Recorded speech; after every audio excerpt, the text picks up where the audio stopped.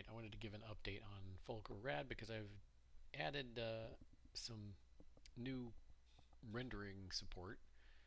I've done a number of other things as well recently, including improved the ability to make forms and reports dynamically at runtime. But I'm kind of interested in this video in just covering the new rendering. So in the old way of doing it, or in the currently still supported way of building a rendering plugin, you normally build a map and you specify all the different things you might want to render and how to render them. So for example, for a form, a given field type and style, a text field with a default style, calls this function to do its rendering. So like these individual controls. And for say a form element like of the container, the body, container for refs like this too many ref that's going on here in the line items, that sort of thing. The advantage of using the maps is that if you're trying to get like an optimal code size when you're doing your advanced JavaScript builds for your production output, anything you don't use in this map of controls in your UI, you can just delete. And that will ensure that the dead code elimination can get rid of it. If you use multi-methods, it's a little more touchy because once a multi-method is required, it installs itself into an internal lookup table, and that's not dead code eliminated. There's no way to dead code eliminate multi-methods. So the only defense you have is to just not require them. The other thing is the map way of doing it gives you a way to kind of concentrate all of the things that you can render and how they're rendered, which makes it a little more self-documenting without having to scan through lots and lots of different source files. And there's multi-methods over there, there's multi-methods over here, that sort of thing. So I still like this map-based way of defining things. It gives me several pieces of power that I like having, so it's not going away. However, multi-methods have an advantage as well, and that's that they can support ad hoc polymorphism, with hierarchies. So if you don't know about hierarchies in multi-methods, go read the closure docs. They're an extremely useful feature of multi-methods. And so my realization, or what the thing I was needing myself that made me want to scratch this itch, is in software often you have forms or reports for a particular class of thing that you want to look similar, but which you don't want, you don't want to use that same code to render maybe the other thing in your system. So for things like, a good example here is like invoices, purchase orders, those kinds of things. There are lots of different kind of sales and buying documents, like exchange documents might be a good word for it. So invoice is an exchange document, and a purchase order is an exchange document.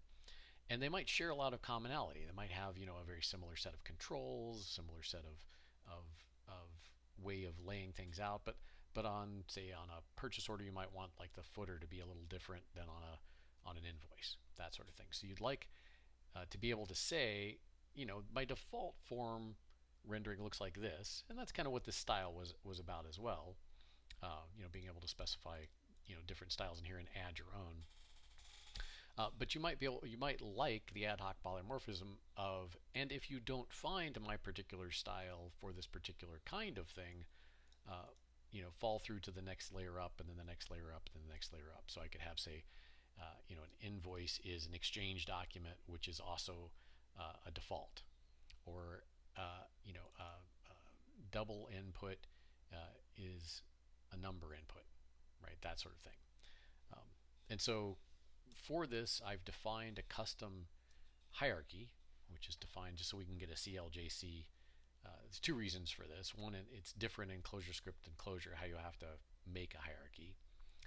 And then the other thing is custom hierarchies allow you to use simple keywords, whereas the built-in hierarchy requires qualified keywords.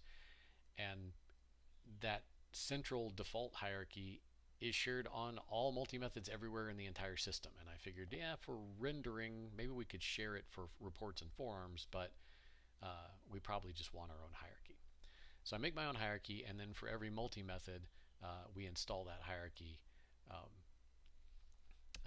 into the multi-method. And of course, again, I'm taking care of this like CLJC sort of concern for us. So this gives us the ability to do things like, well, I want to say, is an int, I've already done this derive. Is a double a number? Well, no, by default it's not, but I can derive and say double is a number, and now if I ask if double is a number, I get true. So this is sort of a way of then going through and saying, all right, for all the numeric types I might use in RAD, I want it to try looking for a control that supports double first, or int, or decimal, right, the specific thing. And then if it doesn't find one of those, fall through to the control that can render kind of numbers in general. And then the next question is, do I want numbers to fall through to a default, right? So you can kind of pick and choose, so is a double default? Yes, right? So this sort of gives you a way of, causing fall through to happen, just like you would expect for polymorphic behavior in a class hierarchy. Now the dispatch for these different methods varies, but it typically works on a style. So I'm going to go over to this invoice form here and just give you kind of a quick look. So this is the plugin using the maps, and then if I specify this style option and give it a keyword, then it's going to start using the multimethods. Technically, it always calls the top level multimethod. If I go over here to the form namespace of RAD and look at render layout, which is what the macro calls, render layout calls render form, and the default render form calls the old, does the old operation that this default render layout would do. I'm sorry, that's render. Oh, right, I called it render form in the new multimethods. So, and the arguments are just slightly different, so I had to adapt it a little bit. So if you want to use the map-based thing, you could put this in the body of your form, right? This is still always the case. If I come down here and I take control of rendering and I say form/render default render layout, then I'm going to get the map-based way of doing it no matter what. It's just going to ignore the style option altogether.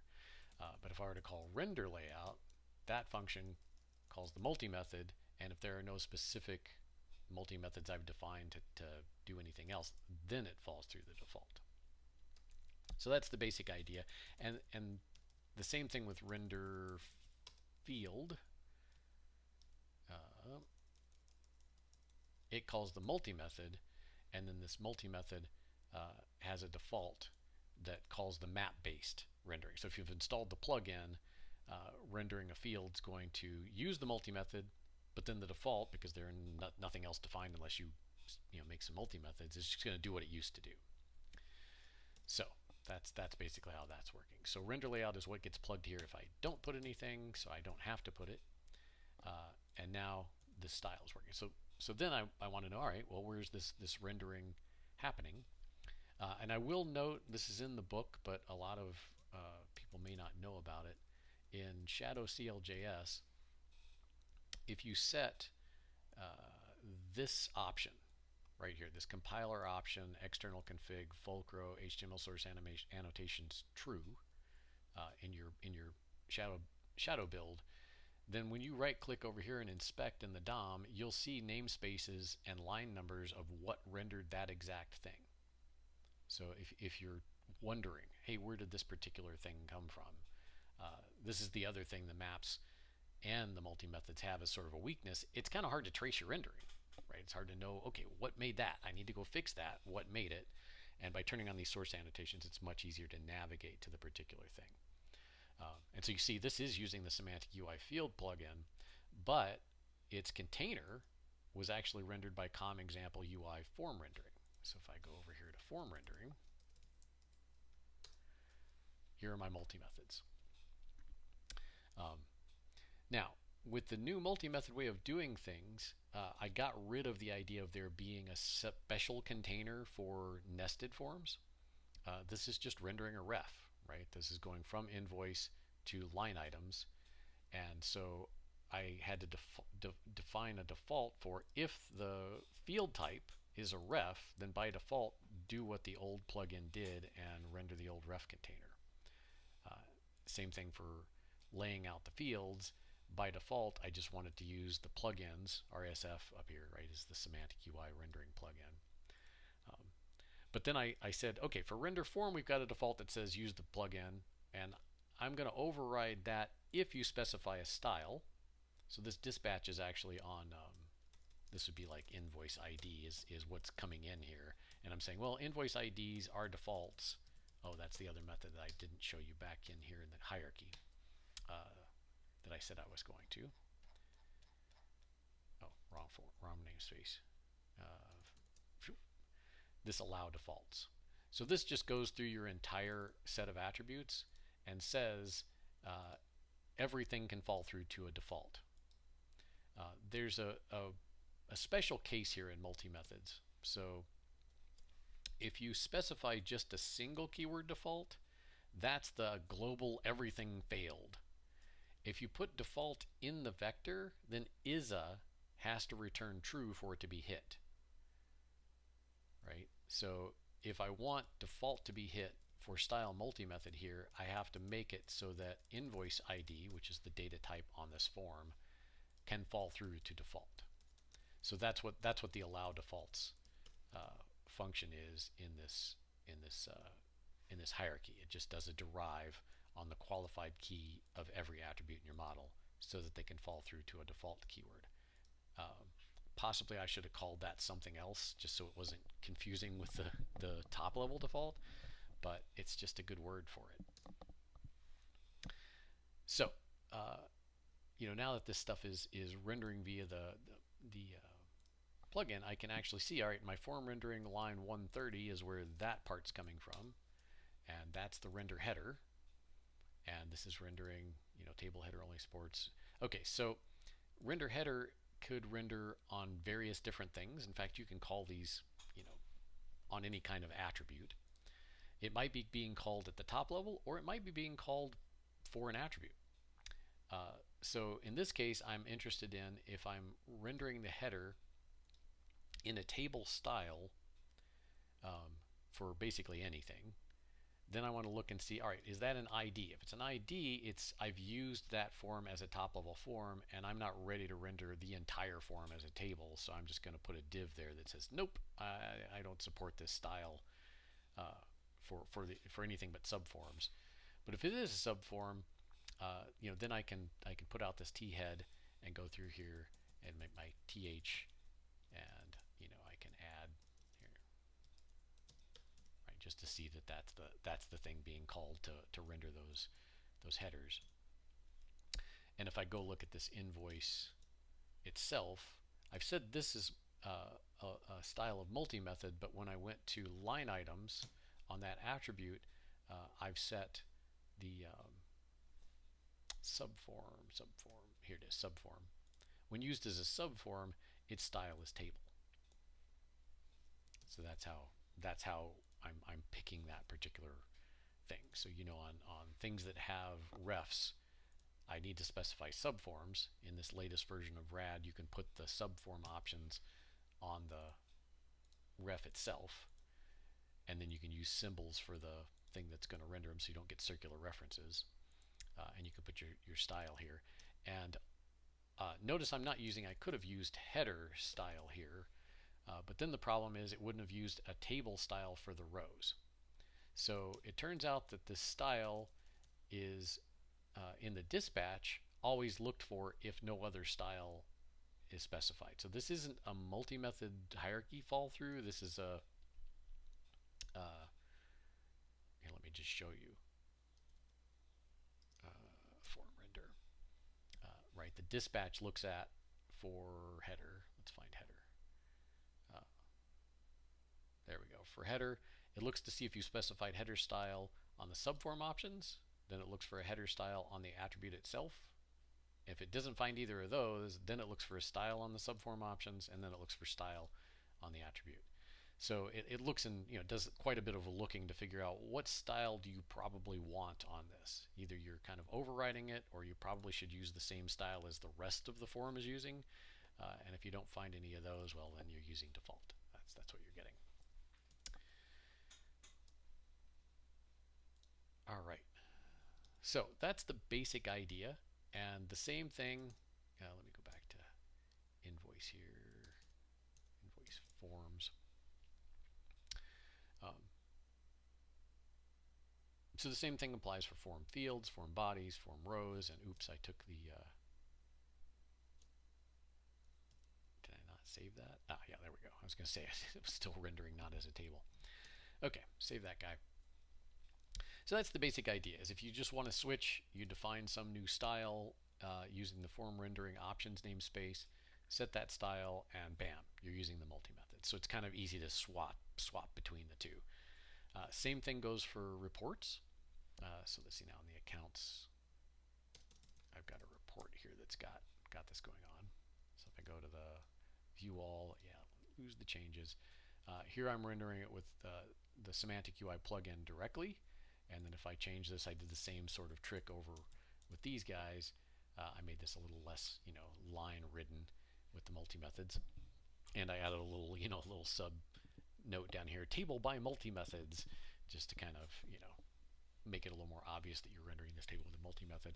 And it's the same sort of thing. So there's a report in the report namespace.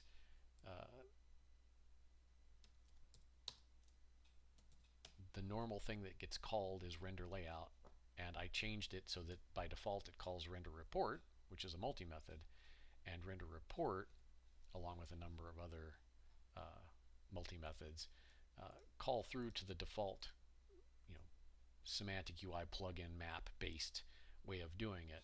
And so as soon as you start overriding these for particular styles, you're taking control of the rendering via multi-methods. So the demo has the same sort of thing. It's got a report render, a rendering namespace. Right, so I'm in the demo code now, the semantic UI demo code. And here I just start defining, okay, for the multi-method, I'm going to render the controls in the body in a UI container. For controls, I just lifted this code out of the semantic UI plugin directly. It's sort of nested slightly in the plugin, so I had to pull it out into pieces. Render body, render header, and here I'm just giving defaults. The Fulcro RAD book does go over this a bit, but I just kind of wanted to show it in situ. And again, just right clicking on these elements and hitting inspect on them, you can see where that's coming from the custom rendering of the of this namespace right here. So at line 147, there we go. There's where the TDEs are coming in. They have some classes stuck on them. They might turn themselves into links, right, which this one is doing. That sort of thing. So that's the general idea. That's the new rendering, and hope it helps people. Hope it works out for people.